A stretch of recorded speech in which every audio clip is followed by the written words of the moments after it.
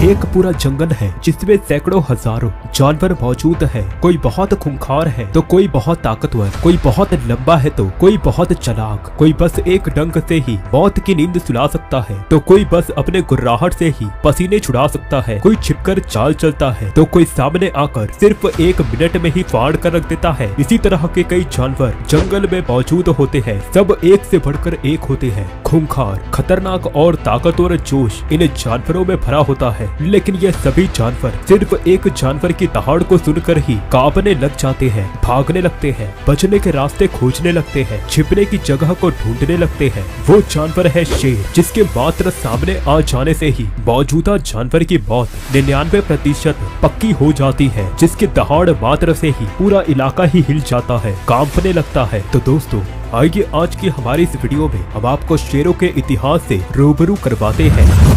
शेरों की इस तरह पूरी दुनिया में 2 अलग जगहों पर रहने के मुख्य कारण को समझने के लिए चलिए सबसे पहले हम इनके बारे में शुरू से जानते हैं कि आखिर ये दुनिया में पहली बार कब और कहां पर आए थे। जैसे कि आज ये शेर दिखाई देते हैं, वैसे इन्हें बनने में लगभग 25 बिलियन साल लग गए। ये काफी लंबा समय है। अब तक खोजी गई बिल्लियों के अवशेष में सबसे पुराना अवशेष 2 करोड़ 50 लाख साल पुराना है। ऐसा माना जाता है कि 25 बिलियन सालों पहले एशिया और यूरोप में एक बिल्ली रहा करती थी। इसे दुनिया की सबसे पहली बिल्ली मानी जाती है। और ऐसा भी नहीं है कि यह बिल्ली अचानक से इस दुनिया में आ गई हो। इस बिल्ली को ऐसा बनने में कई सालों लगे होंगे और इससे पहले ये कोई दूसरा ही जीव होगा। प्रकृति ने जानवरों में काफी धीरे धीरे बदलाव किए हैं और यही बदलाव इनके रहन सहन की वजह से आए हैं। और वो बदलाव निर्भर करता है कि वो जानवर कहाँ पर रहता है। अभी वर्तमान में दुनिया में जितनी भी बिल्लियाँ रहती है, उन सभी का ताल्लुक इस पहली बिल्ली से ही है। अब चाहे वो शेर हो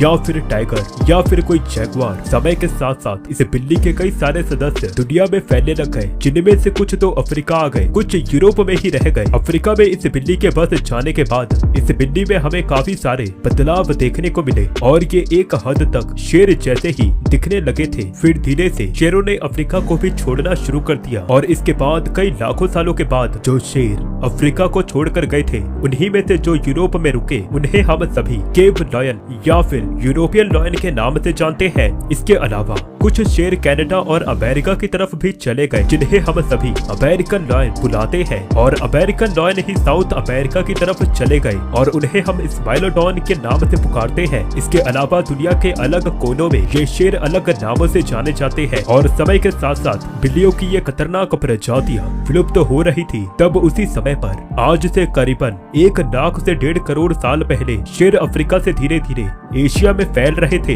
ये शेर 1 करोड़ साल पहले भारत और अरब देशों में रहते थे, मगर इंसानों की बढ़ती हुई आबादी और इन शेरों का काफी ज्यादा शिकार इनके आबादी में कमी आने का कारण बना। यदि आप इन शेरों के फैलाव को अच्छी तरह से समझना चाहते हैं तो आप इसे इस प्रकार से समझ सकते हैं, जैसे कि अफ्रीका में इन शेरों के रहने के लिए जगह ही नहीं बची थी, तो इसलिए ये शेर पूरी दुनिया में फैलने लग गए और फिर उन इलाकों के हिसाब से इनके शरीर में बदलाव आए। शेरों की अधिकतर प्रजातियां आज भी परिवार में ही रहती है और शेरों की सिर्फ 2 प्रजातियां ही गिनकर बची हुई है। इनमें से तो एक अफ्रीकन लॉयन है और दूसरा Asiatic lion. African lion Asiatic lion की तुलना में ज्यादा बड़े और ताकतवर होते हैं। एशियाटिक लॉयन के बारे में एक सोचने वाली बात है कि वो भारत के गिर नेशनल पार्क में ही क्यों रहते हैं, ये भारत के दूसरे और इलाकों में क्यों नहीं पाए जाते। दरअसल पुराने जमाने में जब पहली बार शेर इस इलाके में आए थे, तब उन्हें ये इलाका काफी ज्यादा पसंद आ गया था। शेरों के रहने के लिए गिर एकदम